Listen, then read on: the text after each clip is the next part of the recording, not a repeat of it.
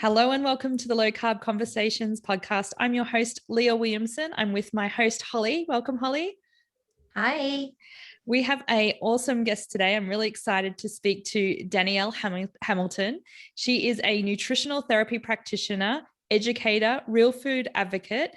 She's used real food to help heal herself of all chronic conditions, including PCOS, and now helps others to find optimal health with a bio-individual approach. She has a podcast called Unlock the Sugar Shackles and a busy Instagram and YouTube. Welcome, Danielle. Thank you so much for having me. I'm excited to be here. We always love talking to fellow nutritional therapy practitioners, if I can get my words out today. So we're really excited to be chatting with you. But let's tell our listeners a little bit more about your journey and how you got to where you are today. Yeah, sure. I'll give the abridged version since, we all have these really long healing stories. So basically, my story starts as a lot of ours do with eating the standard American diet growing up. Right from a young age, I used to always be spitting up. I had eczema when I was little. I had many ear infections and rounds of strep throat, which means rounds and rounds and rounds of antibiotics. And after that, I always just had kind of like a just lowered immune system. I was just really susceptible. Like if someone had a cold, I was getting it too, kind of a thing. And as I got older, I was in high school. I had to get my tonsils out. That was really terrible at the age of 17. And then the next year I went away to college and I started to get really bad allergies, which I had never had in my life. So I had the allergies and asthma, and I just start, in college, you're drinking and eating like garbage. And so that was really catching up to me. But I thought it was just genetics because my grandma had allergies when she got older too. And so then I moved down to Miami, Florida for grad school, and I was just getting worse and worse with the allergies and asthma. And I always struggled with acne my whole life. So a lot of different things going on.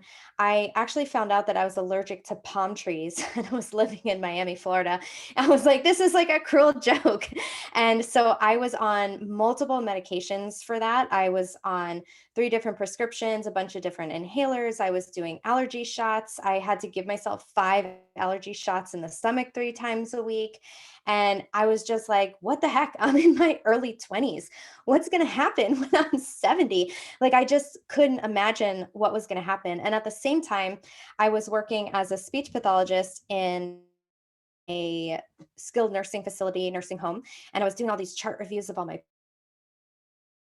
patients. And there were so many issues going on, so many diagnoses or medications. And I was like, this is freaking me out. It started to just give me so much anxiety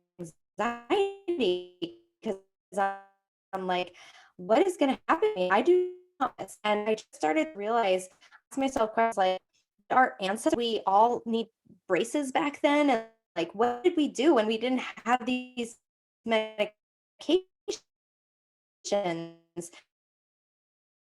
And I couldn't get something stable. I hope everyone can still hear me. So anyway, I just at my wit's end, and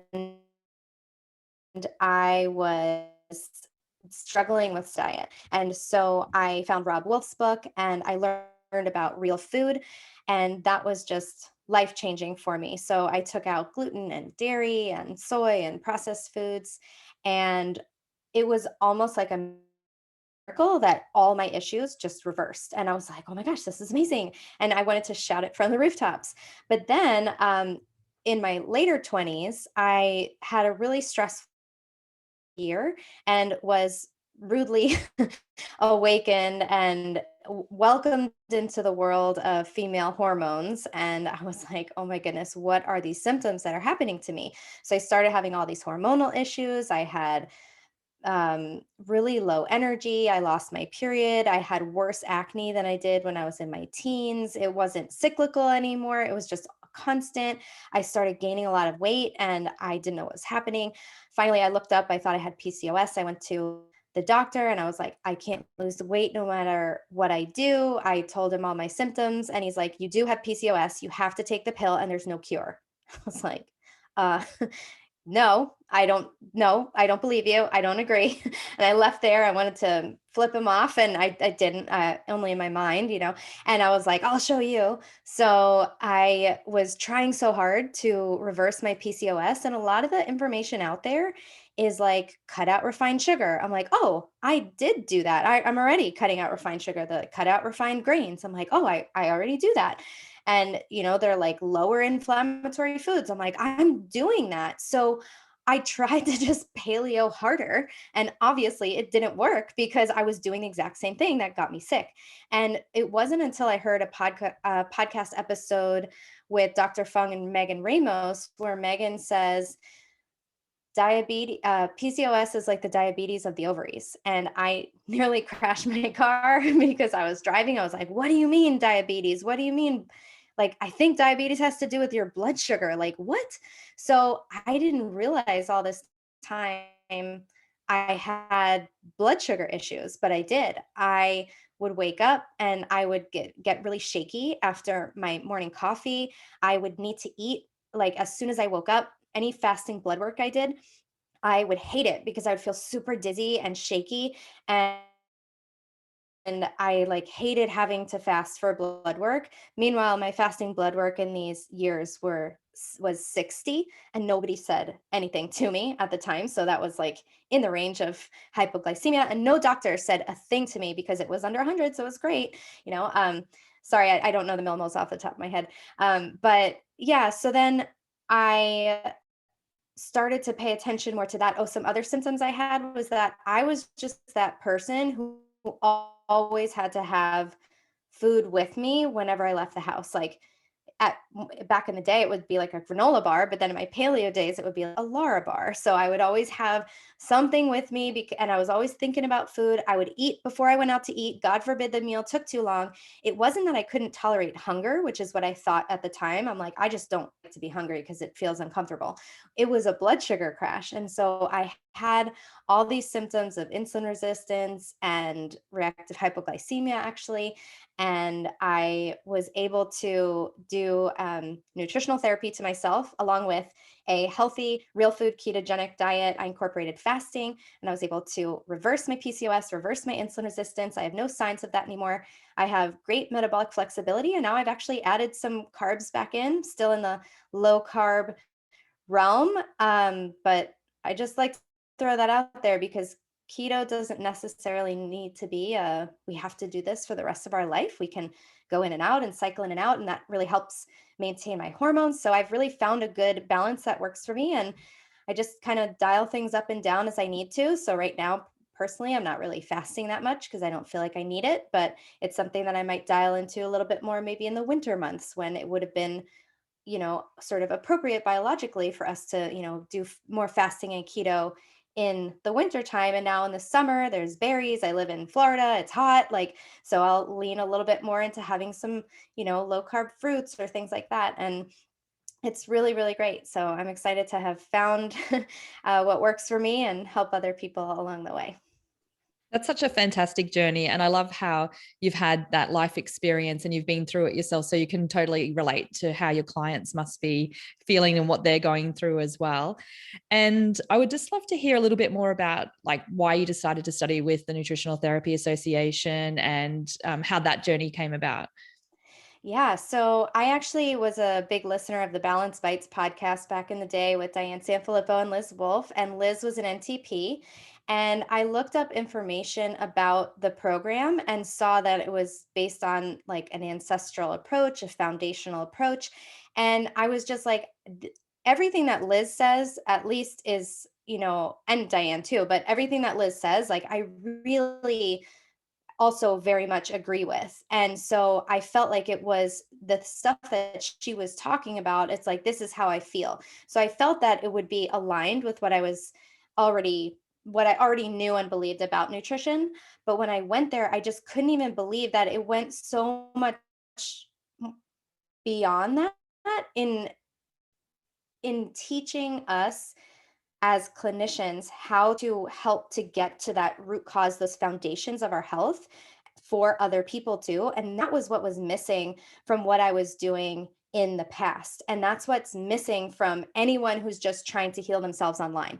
And like by using, podcasts, and like I did, I learned a lot from podcasts. I healed myself a lot of the way with podcasts, but then they only, and podcasts and Instagram and blogs and things like that and books, it only gets you so far because you're missing that component of being able to understand what all the symptoms are telling us.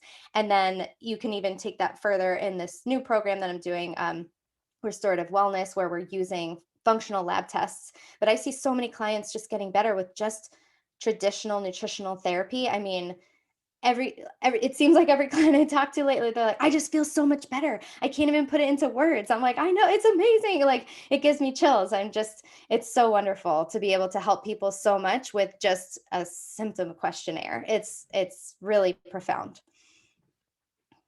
And the foundations, they're just so simplistic, but something that's lacking that everybody doesn't recognize. And, we've talked about it on previous podcasts as well, but just even the power of water, like, how many people are dehydrated. It's such a big factor, but often overlooked because it is so simple. People think they need these big fixes, and really it's just coming back to those simple foundations that they need. So, yeah.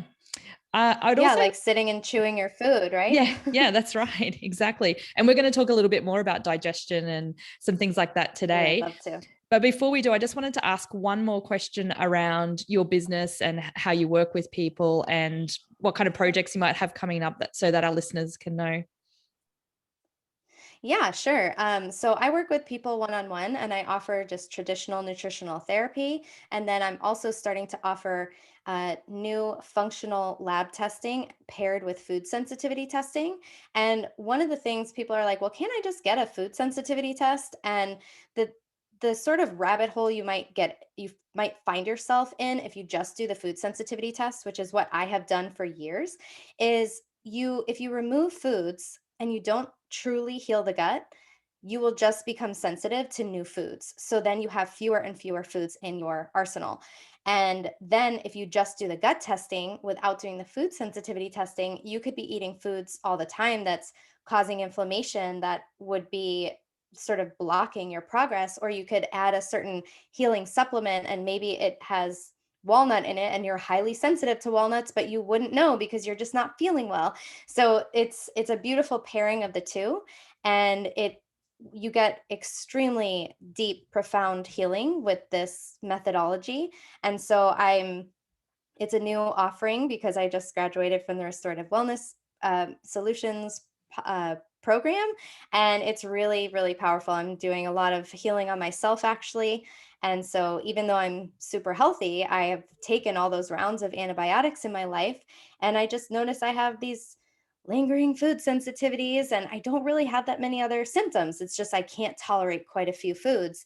And I have I have H. pylori, which lowers your stomach acid, and I have so many overgrowths of all these bacteria, and I have no symptoms from them, but it's blocking my body from being super healthy.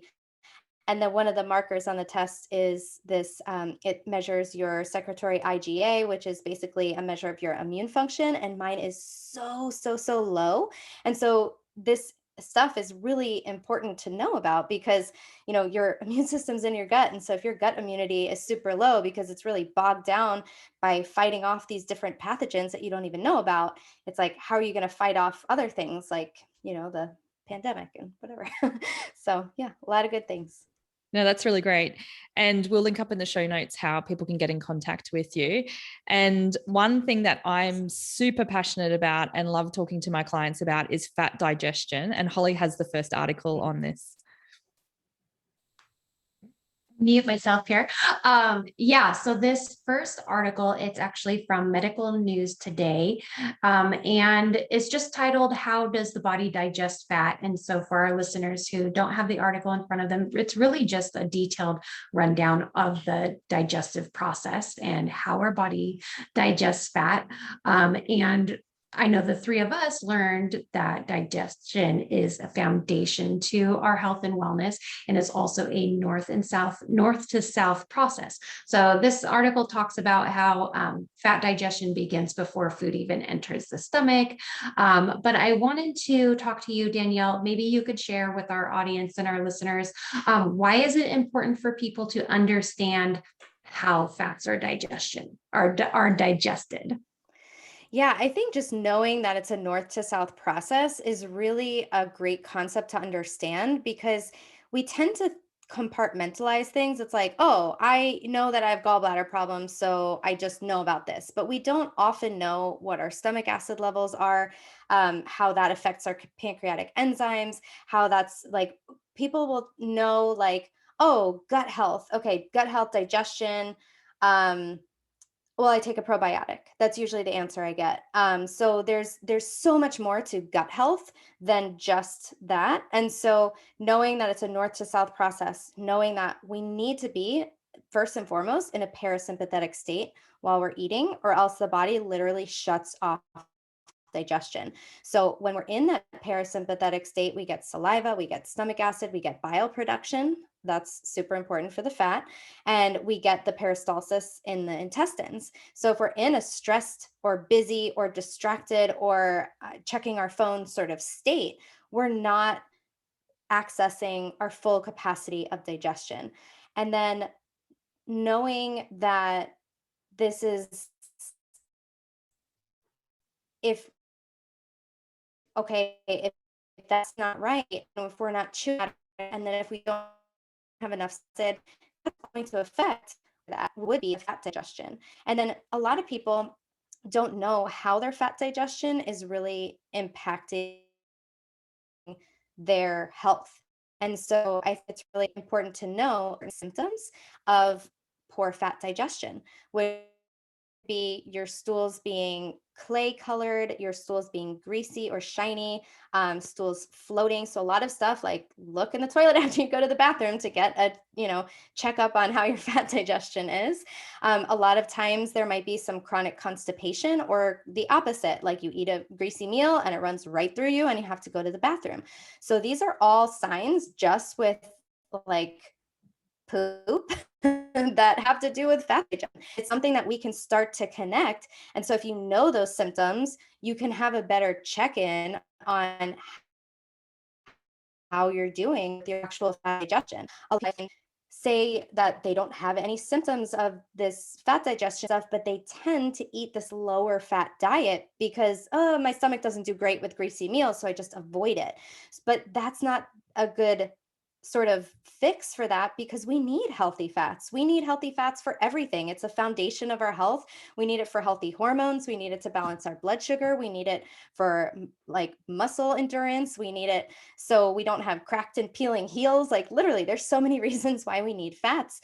Our brain is made of fat. I mean, we could go on every, cell in our body is surrounded by a membrane of fat. So getting fats is super important, and lowering them because you can't digest them is not really the answer.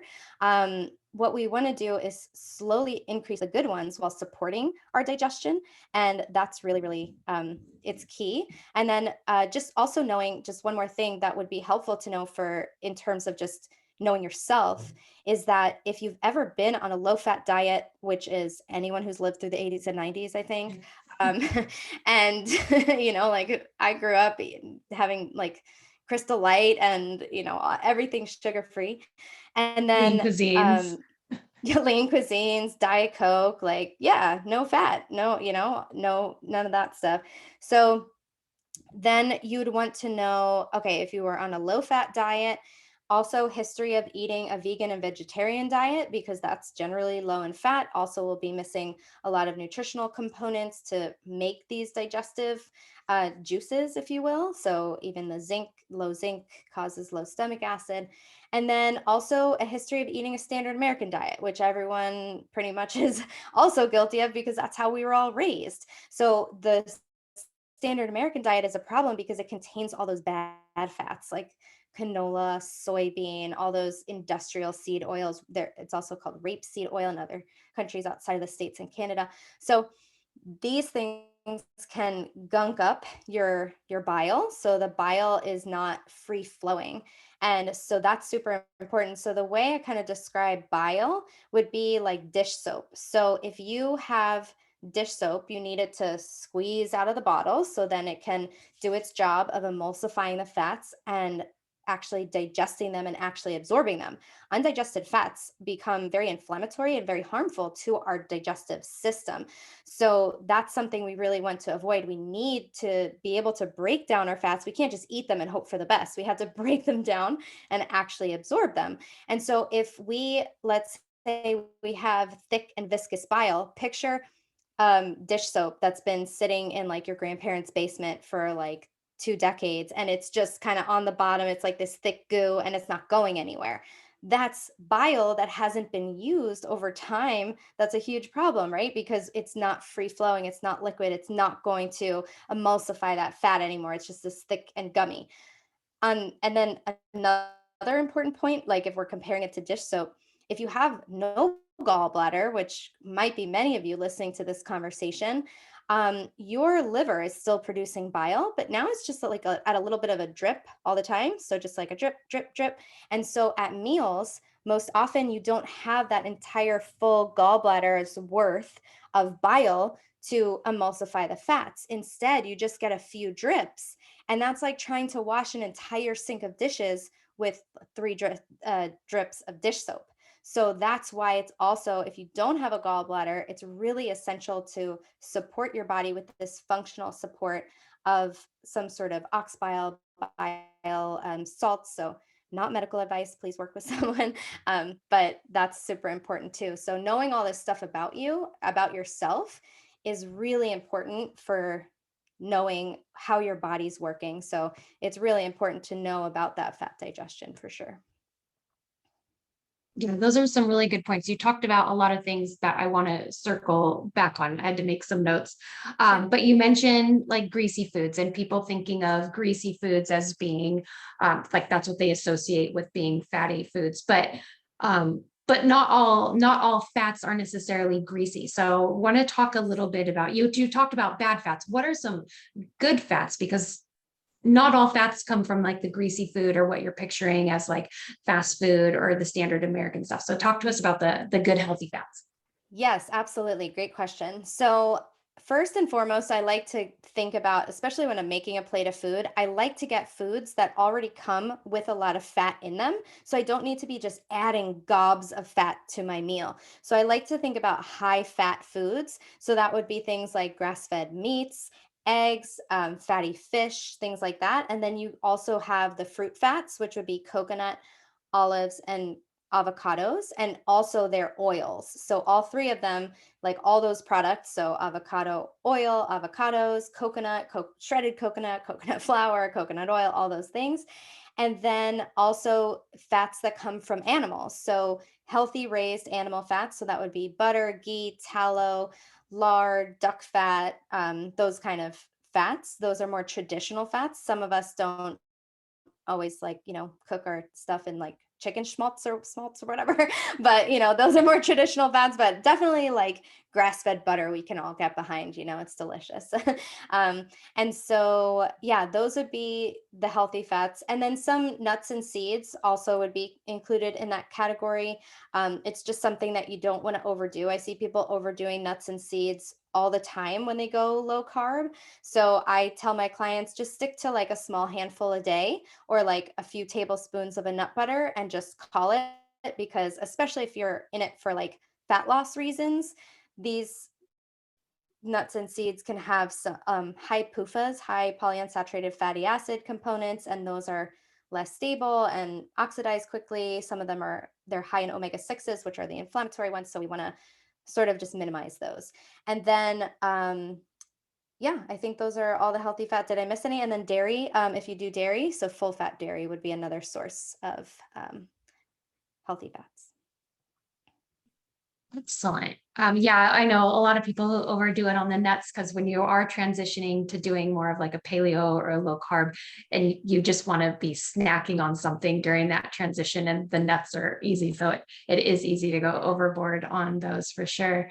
So what about someone who is maybe experiencing some symptoms of improper fat digestion or some trouble with fat digestion, but they're also looking to do a keto type of diet? What are some things someone can do to start digesting their fats better? Yeah. So, first and foremost, you want to, like I mentioned earlier, get into that rest and digest state. So you can, make sure you're sitting when you're eating, do some deep breaths, calm your body, remove distractions, chew your foods 20 to 30 times per bite. Remember, we can't start with the gallbladder when we talk about digestion. We have to start at the top and fix everything by the time we get there. So then, after we chew our foods very well, we also might need some stomach acid support, some pancreatic enzymes support, because this is all this chain of events that sort of triggers eventually for the bile and other digestive enzymes to be released that are going to help with this fat digestion.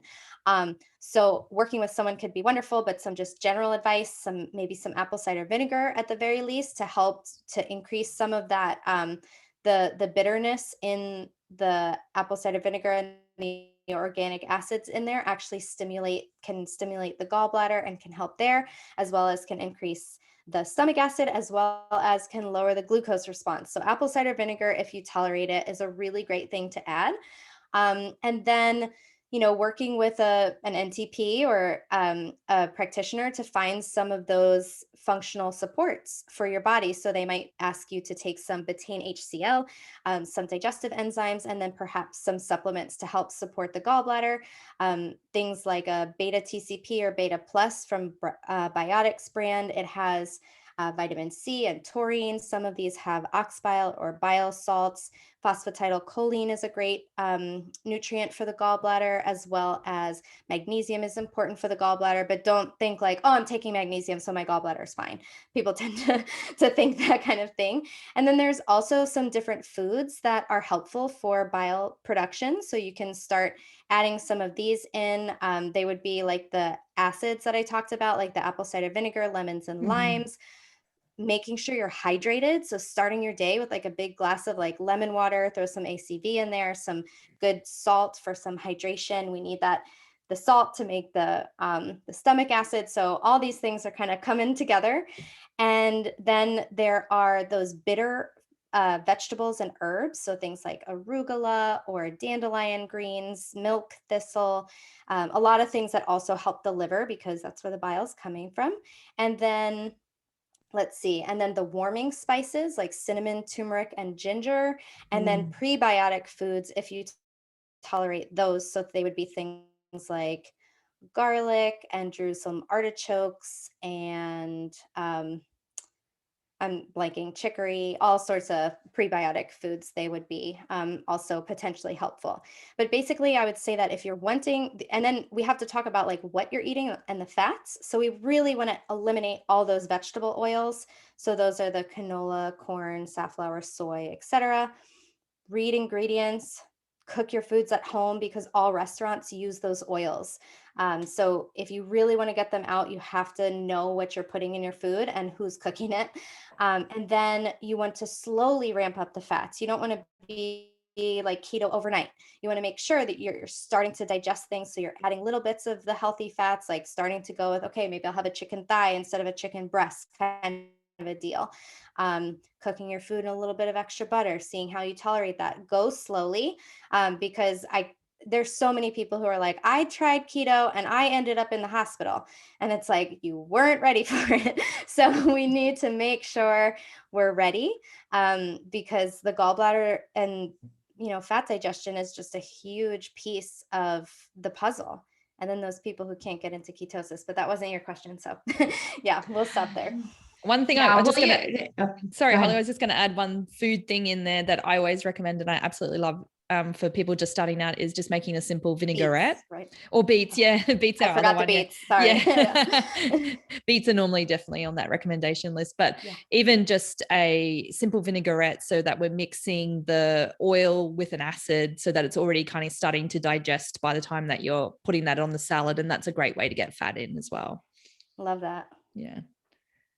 So pretty much you touched on everything the article suggested under their question of how to improve fat digestion, including just talking about like, yeah, you just don't go straight to keto. If you're having issues, you want to treat any underlying health conditions first. And sometimes those do go hand in hand. You touched on the eating the healthy fats, protecting your liver health. One thing it does suggest though, is it actually suggests eating a lower fat diet, saying that a 2018 study found that a typical high fat Western diet may promote the development of bacteria in the gut that cause a person to absorb more fat, potentially leading to weight gain. But that kind of seems counterintuitive. And that's why it's so confusing to people. It's like, yes, you need to eat more fats, but don't eat more fats. So Yeah. what's right? Well, I looked at that study when I saw that recommendation, and it's a Okay. study in mice that had they were called germ-free mice, so they had no bugs in their gut at all. And so I mean, I just don't feel like that's the right answer. Like I said it at the beginning, like you can't just not eat low fat. So then you like to avoid having gallbladder issues. I would say that that's what you need to do at the beginning. Just like with reactive hypoglycemia, I'm always saying like don't snack. But if you have reactive hypoglycemia, you're going to have to eat more frequently at first. But the goal is to get to the no snacking. So the same thing with this gallbladder thing, like you can't just start keto. So start with lower fat because that's all you're going to be able to digest and then slowly ramp it up.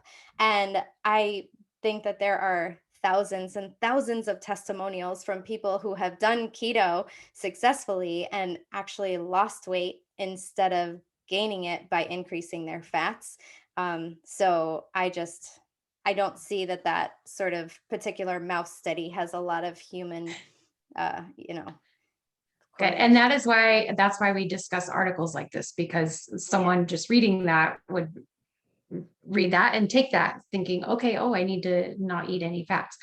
You talked about bile and gallstones, or no, not gallstones, but you talked about the gallbladder. So I want to move on to this next article, which is titled Are Body Mass Index and Bile Duct Stones Linked? And really, this is just a quick summary of the article. It's just talking about how obesity has tripled over the last 4 decades, and it in itself is a global pandemic. And besides having adverse impacts on our respiratory system or cardiac problem, obesity it just has the longest list of health problems. Everyone knows about that. But I don't know too much about gallstones, but I do know that it is common for people to have their gallbladders removed. I feel like if you have a history of gallstones or if you have any kind of like gallbladder issues, the solution in Western medicine is to just, okay, let's just get rid of the gallbladder. And even going through the NTA program, I had like other students with me who didn't have gallbladders. And after learning Same. what we learned, like they get so angry thinking, oh, I could have just changed some things. And just learning that, okay, well, now there's supplements I can take that you mentioned already, like the beta plus or something, but to help you digest. My question is, can you talk to us about like some factors that lead to gallbladder issues? I know you touched on it a little bit about the fats, but let's talk more about the importance of the gallbladder and why we want to try to save it if we can. Yeah. So I think that this was my initial thought when I saw like obesity leading to increased, you know, risk of having gallstones and getting your gallbladder removed is that someone who is obese is likely eating a standard American diet because if I ate the standard American diet, I would be obese. That's just like all those grains, all those vegetable oils, all that sugar.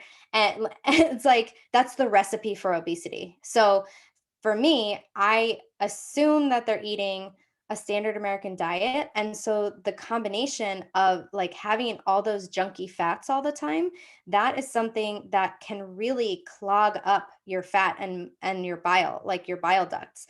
So you also don't get all the right nutrients. They're probably extremely magnesium deficient, all sorts of nutrients. Like they're not people who the average person who has like a high body mass index and is obese is not like generally shopping for prebiotic foods, right? Like that's, I don't know. Am I making bad assumptions here? But I'm saying that people like on average, not the person who's like, I'm taking my health into my own hands and I'm doing this. I'm talking about someone who's never made a dietary change.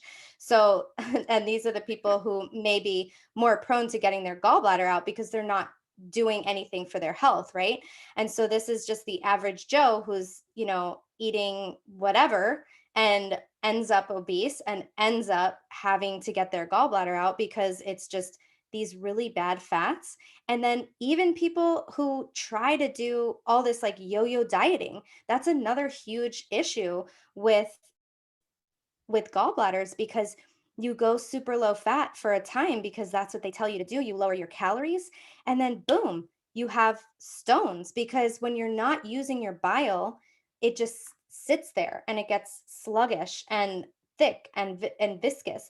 And so what you want to do is always be using your bile because that's the way it gets thinned and used. And so we have on one hand people who are doing this yo-yo dieting who are like, I'm overweight, I want to do something about it. And they're cutting calories, cutting fat. They can easily end up with, gallbladder issues just as much as the person who's eating whatever and eating all these oils and not getting enough nutrients. So they're getting the gallstones. So that's kind of like the two classes of people that I was thinking of who are having these issues. And then you can have the person who's like, I'm going to do a keto diet for this. And then they start increasing their fats and they're like coming into issues and then having their gallbladder out. So it's a lot of different sort of reasons. And it's hard to like lump people into a category. And so I don't want to offend anybody. I'm just trying to think in generalizations of like the average Joe on the street. And so I don't know if that was helpful, but yeah. Yeah, it is. And it's good that you're like, yeah, we're not, it's hard to talk about it without speaking in generalizations because we're not talking about a specific person. Where if we were working with a client or something right now, it would be completely bio individual and you would have a more specific answer that you'd be able to help someone with as to why they may be having issues and how they got into this situation. So yeah, I know how it is hard to like make assumptions and speak in generalities, but in a context and a forum like this, we kind of have to, since it's not a specific person. All right, I'm going to toss it over to Leah, who has our next article, and we're going to keep it going with some oils here. Yeah, well, we've already kind of mentioned fats a fair bit and different types of oils and all the different kinds, but I just want to bring back around to this article on vegetable oils, and it's called Health Experts Agree This is the One Cooking Oil You Should Stop Buying ASAP. It's so bad for your metabolism. And they're talking about vegetable oil. So we've mentioned what they were before, but why are they so bad? We haven't really explored that. So Danielle, do you want to talk a little bit about that? Yeah. So all the vegetable oils, one time I got a little bit of heat on Instagram when I called them vegetable oils, and someone was like, they're not made from vegetables. Why are you calling them this? I'm like, I didn't make up the name. So let's just get that out there. I didn't decide to call them vegetable oils. That's just what they're called. They're all made out of certain parts of plants, but none of them happen to be vegetables, which is pretty wild. So I'm going to name all the vegetable oils just because there's so many. So there's 3 C's and 3 S's. Those are the easiest ones to remember. So canola, corn, cottonseed, and then soybean, safflower, and sunflower. And then there's grapeseed, rice bran. Rapeseed is another one because that's canola. In countries outside of North America, they mostly call it rapeseed, but they're also bringing that into the States. So be mindful, people in the States, because they're especially on oat milks. I don't know what it is. Everyone's like, oh, rapeseed oil. I don't know what that is. So it's probably good, and then also sometimes peanut oil is like hit or miss. I know it's traditionally used very often in India. I know that Kate Shanahan talks about good things about peanut oil, but personally, I am a no peanut oil person. I still think that it's highly inflammatory. Peanuts have a lot of astaxanthin, which is no, aflatoxin, excuse me, not the antioxidant, the mold. So it has a lot of aflatoxin. And so it's just not a good choice. So one of the reasons why, and all of those are called vegetable oils. So if you go in and you look, like it says vegetable oil, it's probably one of those. And most of the time it's soybean oil. So the reason, there's so many reasons why they're so bad, but they're also called RBD oils. So it's refined, bleached, and degummed. And so if we're starting to talk about a food, I'm like, oh my goodness, I had this amazing food. First they refined it, then they bleached it, and then they degummed it. It's like gross. Like, is that like, that's not how we talk about food, right? So these foods, and I really encourage you to go on YouTube and check out the video how canola oil is made, so you can Ugh. see this. We'll link that up in the show notes, because anyone who Yeah. sees that video, vomit. Yeah. And so it's like it has to go into this vat and they heat it up to these really high heats, and all this like, stuff is coming out, and this is a byproduct. So they sell it here. And it's like, of course, this very, we call them industrial seed oils because that's what they are. They're just so, it's like you cannot make this at home. Like if you really wanted to, you could make olive oil. You just need to press it and then take out the seed. Same thing with coconut oil. They have, and if you like, I would also, you maybe want to also link to like how olive oil is made, how coconut oil is made. So if you look at the way coconut oil is made, it's someone in like Thailand and they're like, oh, we have this machine, we just press it here and then it comes out. Like it's just nice, same thing in Italy with, or in Greece or something, and this big stone is mulling all these olives, just pressing just a big stone, nice stone, and that's it. And then they like filter it, a filter, like pouring something through a filter. That's not changing it in any way. And that's it. And then this other one, the canola, is like heated and bleached, and they use industrial solvents and hexanes and ammonia, and they degum it. It just looks like this toxic sludge.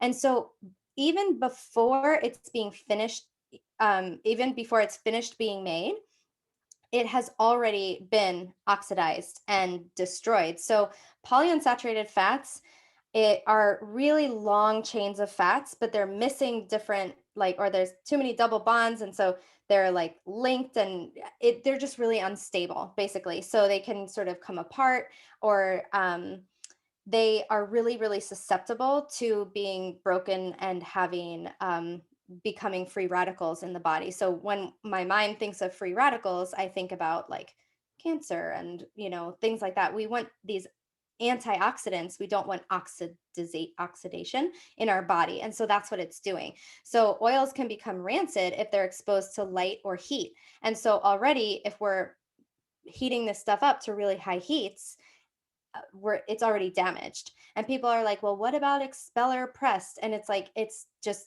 not much better. It's just like, it's like one little step of the process is better, but it's still sitting there. It's still not a nutritional food. It's still sitting on a store shelf with the lights beating down on it in plastic. I mean, Plastic, yeah. yeah. And like, look at these oils need to be in like really dark containers. That's why olive oil and avocado oil are in green containers, because they realize that even a mostly monounsaturated fat like those need to be in a dark bottle because light will oxidize them. But these And oils, if they aren't, do not buy an olive oil that is not in a dark bottle, or if it's in a plastic clear bottle. That's always a sign of quality when you're yeah. buying good oils. Absolutely. Yeah. So these oils are a mess, and they're causing so many problems, and they're in everything. So you start reading labels and you're going to be like, oh, sunflower oil. It's like, oh, this is so good. It's like, oh, nope, they threw that rapeseed oil in there. And you're like, you can't have it. Yeah, they're usually a combination of a couple of different oils too. Sometimes it's not, it might say sunflower, but yeah, something else has been mixed into it as well. So yeah. And sorry, you go. Oh, sorry. I just wanted to mention one more thing. A lot of these oils have really high omega-6 content, and they try to say like, oh, canola is so great because it has all this omega-3. It still has a lot of omega-6. And omega-6 is the inflammatory one. We get way too many of that in our diets. So it's just something that we want to be really mindful of, not consuming something with like a boatload of omega-6 in it. That's just like pouring fuel on the fire. And that reminds me, it's the balance of fats that we're looking for. It's not, we don't want to be overloaded on 6, and we don't even be overloaded on 3. We just want that nice balance of both of those together. Yeah. Yeah. And I was going to say, when I was doing some research for this, I never realized, but canola even it's not even a plant, it's the rapeseed, like you were saying. And they got the name because they, I guess, found it in Canada. So Canada. it was Canada and oil. So they Oil. called it canola. So yeah, it's just amazing. But exactly. be warned, anyone And watching that video. And I think, isn't it like toxic to animals before it's processed or something? It's Yeah. It's highly toxic. Like the seeds are like highly toxic or something like that. And it's also, I mean, we also have to talk about how it's grown. Like these are monocrops, you know. My wife is from Iowa and grew up on a corn farm, and Mhm. every few years they have to do beans, I'm sorry, which are the soybeans. And she said that like she sent me a picture. Her dad has to like dip the soybeans into this stuff that turns them neon teal. It's like a teal. It's crazy. And so that's like what they grow from. They're all genetically modified. So this is all GMO food. It's got all the pesticides on it. Same with the corn oil and all this stuff. So we also need to think about the quality of the oils that we're taking in. We don't want something that has a boatload of pesticides. Monocrops are like destroying the earth. So traditional farming can't, it is what it is. I'm not calling anyone out. It's nobody's fault. It's the whole system, right? They know what they're doing, right? So yeah, it's another thing that it's like, I don't want something that comes from something so terrible, Yeah. And then the body doesn't even know how to process it, right? So that's why we have so much inflammation in the body, because the body is just like, what is this that you're putting into me? Yeah. I don't recognize that. Yeah. Well, let's try and finish on a more positive note. So Sure. there's plenty of good fats out there, right? And you mentioned a lot of them right back at the beginning of the podcast. So what are some of your favorite ways to cook with fat? So I am a huge fan of grass-fed butter. Carrie Gold and I have a very special relationship. And I really like to just put fat in the pan and not be like, oh, a tiny spray of whatever. Like that was something I had to get used to when I switched to a keto diet or like a low carb, high fat diet. It's I I tell my clients at the beginning, you're going to feel like this is an uncomfortable amount of fat that I'm putting on my plate. Like this feels like too much. But honestly, when you lower those carbs, that's one of the biggest things that I see people making mistakes with. And even people who are doing keto and maybe aren't like tracking or, testing their blood sugar, they'll kind of lower the carbs because they understand that. But then they'll have like chicken breast and vegetables and they'll cook it in butter. Like that's not enough fat to like fuel your body, get your body to switch over its metabolic machinery. And so at the beginning, you really do have to up those fats. But I really like cooking in butter. I like fattier type. I'm someone who likes like the fatty cuts of meat. Like if we have a steak and this side has all the fat on it, I get that side, and my wife doesn't want it, so it works out great. But I like the fatty thing like eggs. I'm recently found out I'm not sensitive to them anymore, so lots of eggs. All that yolk, oh my goodness, the egg yolks are so good. I also really like getting like salmon roe, because that's a really good way to get some of those really good omega-3s. And I don't personally like the taste of salmon roe because I didn't grow up eating that. And so I take a spoonful and I swallow them like pills, and they're so delicate that they, with the HCl support, they'll, kind of go right in there in the stomach. But honestly, like if you're kind of stuck, just throw some butter or ghee on top of your vegetables. Like just do an extra one. Throw some butter on top of the steak. It's delicious. So those are my favorites and my go-tos. Good tips there. And Yeah, I love thanks. asking this question. Are you a pork crackling kind of gal or a salmon, crispy skin salmon kind of girl? I have to say that neither are like my favorites, Oh, but I would say I would go for either one. Maybe I'd go for like the pork rind. yeah. Yeah. What about you, Holly? We do not like pork rinds. I like breading Yeah. my pork chops in pork rinds. So I get the Oh. Epic brand we have here in the States, the barbecue one. It has all good seasonings in it, nothing like questionable. And you smash them up. They also have like ground up pork rinds that are already sort of in like a breadcrumb form. And so, and this was before I was eating eggs again. And so you can just take the pork rinds and just push the either chicken or pork or whatever into it, and it sticks. So you don't need egg if you're sensitive. And if you do want the egg first, you can do that. And then I put them in the air fryer, and it's just like they're breaded, and it's amazing. And it adds that nice flavor to it if you get the barbecue one. So that's a fun That one sounds as good. well. I do something similar. Have you seen those like those Parmesan wisps? Yeah. I do that. I crumble those up really like fine and use that as a Nice. crust when I'm cooking stuff. It's so good. Nice. Well, maybe this is gonna deter a lot of people from liking me, but I actually don't like cheese. I stopped liking cheese when I was 3 years old. More cheese for everybody else. Don't worry. You know, I wish I didn't like cheese. I get that a lot too. But yeah, so my wife would love that, but I could see how other people would totally go for for that idea. So that's a good one that I'll share with some of my clients. So thank you for sharing that one, Holly. And I do love a crispy skin salmon. Like we don't eat salmon very often because it's quite expensive to get good quality salmon. But when we do, and when my husband will get that crust really right on that skin, it's delicious. You know, I do really like that. And I don't know how to cook salmon like that. And I feel like it just ends up tasting like, oh, whatever. I'll just eat it because I know it's good for me. That's where like the vitamin D is and whatever. But Well, he does it on the yeah. grill, so that's Nice. pretty tasty. Yeah. All right, I'll have to look that up online. See how Something to good for cook summer. it like Squeeze that. some Yeah. fresh lime over it, and Oof. there you go. Sounds so good. Thanks. Yeah. And one of my favorite high fat things is like a really dark chocolate. So let's not forget that. Yeah, that's right. Well, it's been so great talking to you. We've had so many great suggestions in this podcast. Like you're just a wealth of knowledge on our favorite topics. So thank you so much. Thanks thank you. for inviting me on. Yeah, it was great. It was so much fun. And we'll link up in the show notes where we can find people and where people can find you. We don't need to.